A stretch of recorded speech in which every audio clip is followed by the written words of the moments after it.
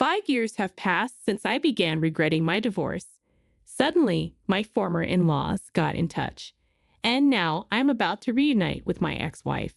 With a mix of emotions, I broke the silence with, "Long time, no see," but her response surprised me. "My name is Keith Miller, a regular 40-year-old office worker. 5 years ago, I divorced my wife, Lily, whom I had been with since our student days. I met her in high school when she moved into my neighborhood, and our families became close. Lily was bright and lively, always making everyone smile. I was a serious and somewhat gloomy boy, but Lily befriended me, and our relationship continued through college. When we were 21, our families had dinner together. Lily's father, a bit tipsy, joked, "There's talk of Lily marrying the son of my company president." Emboldened by the alcohol, I blurted out, "I'm the one who will marry Lily." I must have had feelings for her from the beginning. Amid everyone's teasing, I still remember her blushing in the corner of the room. True to my declaration, we got married when we were 28. We supported each other's careers, and our families were overjoyed. "Keith, true to your word, as expected," Lily teased me about that night at the dinner. Our newlywed life was blissful. Just having a wife waiting at home made all the work stress disappear. Since we had known each other for so long, we never ran out of things to talk about, and her cheerfulness brightened my mood. However, those days didn't last. After I turned 30, my work became busier and business trips became more frequent. As I got busier, I found myself unable to focus on our family life. "Maybe it's time we think about having kids," Lily would hint, but I couldn't respond. It wasn't that I had stopped liking her. I thought maybe when work calms down, we could return to how things used to be. But finally, when we were 35, after a typical business trip and preparing for the next, came home to find the house unusually tidy. There was Lily with a resolved look on her face. "Let's get a divorce. If we continue like this, even the happy memories will turn sad." Her expression was one I had never seen in all our years together. That was when I realized how selfish I had been. Regrets came too late. We went through with the divorce, and I lost contact with Lily and her parents. The days that followed were terrible. I went through the motions at work, but my heart wasn't in it. Colleagues, aware of the situation, tried to introduce me to new people, but I wasn't interested. After all, Lily was the only woman I had ever known. I lived as if crushed by guilt. 5 years have passed. I am now turning 40 alone and feeling lonelier day by day. The regrets only grow, and memories of Lily flash in front of me like scenes from a past life. Remembering the days we met, the evenings we spent walking home together, and our newlywed life. The longer the relationship, the heavier the loneliness that weighs on me. I was sure I would never see her again. One day, as I was slowly coming to terms with this, I got a call from Lily's parents. They said they wanted to meet and talk. Seeing them much older made me realize how time had passed, and I was no different. They didn't scold me, but gently asked, "Keith, what do you think about Lily?" I shared my feelings of regret and apology for the past 5 years. They just poured out of me. I wanted to see her just one more time. At that moment, her father looked me straight in the eyes and said, "Would you remarry Lily?" His words reached my ears clearly, and every other sound was blocked out. As hard as I tried, my brain couldn't catch up. Seeing my stunned expression, he started to say, "If you are," then his wife cut him off, saying, "Let's wait until you meet Lily," murmuring with downcast eyes. They took me, and we got into a taxi. We arrived at a major university hospital. I could only follow them, not understanding why. The person lying in the hospital bed was indeed Lily. Her face was calm as she slept, not showing the 5 years that had passed. She even seemed younger. Her mother gently approached the bedside and spoke to her. Lily opened her eyes sleepily and looked straight at me. "It's been a while," I managed to say. "Who are you?" She definitely said that, thinking it was some kind of joke. I looked at her parents' faces, but they both looked down. "It's me, Keith." At my words, her eyes widened. "Are you Keith?" From behind me, her father whispered quietly, "Lily has lost her memory." It felt as if time had stopped. I doubted if it was a dream, but the trembling of my hands told me it was real. After our separation, Lily had returned to her hometown and was working there. However, one day after work, she was involved in an accident and rushed to the emergency room. She broke several bones in her upper body, but was not in danger of losing her life. When she woke up, she had lost all her memories. They said it might be temporary and could come back soon. Her father had taken me outside the hospital room to talk. It was hard to believe, but her expressions and actions made it understandable. Still, her memory remained vague.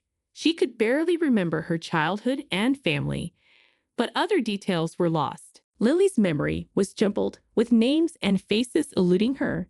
Recently, though, there had been a change.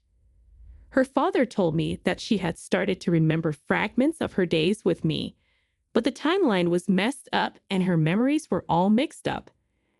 However, she didn't remember my face or that we had been married and divorced. She only remembered the happy times she had with me. Those words made my body tremble. Lily thought of me as a lover, not as her husband. Her parents couldn't bring themselves to tell her the truth. After discussing it, her parents decided it was best for her to meet me since she wanted to see me. Whether to tell her about the divorce was left up to me. If I told her, she might remember everything, but she might also drift away from me again. Uncertain what to do, I found myself alone with her in the hospital room. "Do you really not remember?" "I'm sorry. I remembered that someone named Keith was important to me, but I can't recall his face." She spoke with eyes as pure as a young girl's. Looking into her eyes, I recalled the days from when we met to when we parted, but those memories weren't the same as hers. "So you can't be sure I'm Keith?" She smiled and said, "If my parents say so, it must be true. Besides, I can't remember, but I'm sure you are Keith." Then she shared with me all the memories she could recall. There was nothing incorrect, but she had completely forgotten our fights and the days before our divorce. There was no way I could tell her. Lily, with her fragmented memory, loved me as she had in the past and cared for me, the very thing I had hoped for those 5 years. But it was just because she had lost her memory. Feeling incredible guilt, I asked, "Can I come here again?" She answered, "Of course." I couldn't return her smile as well as she did. After that, I visited her frequently. Her parents told me, "We just want to make the current Lily happy, so please keep visiting her." "Could you tell me more about us?" "I want to remember more. It must have been happy days," she often said. Each time, I only spoke of the good memories. Couldn't tell her about how I had neglected her, not in front of her smiling face. Those days continued for months. I explained the situation to my parents, and they also met Lily a few times, naturally keeping our marriage a secret. However, her memory never returned. She'd enjoyed her days with me. Finally, she was about to be discharged. She would still need regular checkups, but there were no issues with her daily life. In the end, I never could tell her the truth, neither about our marriage nor the divorce. I felt a guilt even greater than the regrets of those 5 years. Then, a while after her discharge, a family gathering was arranged to celebrate her return home. Everyone was lying to keep her fragile happiness intact. However, perhaps relaxed by her healthy appearance, her father slipped up, saying, "It's been since the wedding that we all gathered like this." The atmosphere froze in an instant. Whose wedding? Lily asked. Her parents quickly tried to change the subject, but the damage was done. I understood everyone's feelings, but ultimately it was my responsibility. Besides, I didn't want to lie to Lily, the woman I loved, anymore. Actually, we used to be married, I said, standing up and looking straight into her surprised eyes. But we got divorced. It was my fault. I couldn't stop the tears of shame. Everyone else in the room was silent, and only the sound of my sobbing filled the space. What do you mean? Lily's trembling voice came through. I told her everything about our marriage and how I had neglected her, which led to our divorce. I'm truly sorry. I took advantage of the fact that you didn't remember. I was ready for whatever she would say. In the end, I was just being selfish and causing trouble for everyone. I shouldn't have been the one crying there at that moment. Lily gently placed her hand on my shoulder. Then let's get married again, Keith. Her voice was unbelievably kind. Led by her hand, I raised my head to meet her eyes. Indeed, I had forgotten your face and our marriage, and I still can't remember clearly. But I do remember that I loved you. Her firm voice continued to resonate in the room, and I still love you now. I want to be loved by you again, including all the sad memories. Her words soaked into my heart. The regrets and guilt I had wouldn't disappear. But finally, I saw a bright path forward, the direction I needed to go. Lily, let's get married. I hugged her while crying with sobs. Our parents also cried tears of joy as they blessed us. Lily held me tightly and whispered in my ear, "It feels like this has happened before." Yes, but I won't let you forget again. I promised her. A few days later, we officially remarried and started living together anew. Lily's memory isn't perfect, but now that's okay. If there's something she forgets, I'll teach her. My role isn't just that. I aim to make the fun memories even more fun and to transform the sad memories into happy ones. This is what I have vowed in my heart.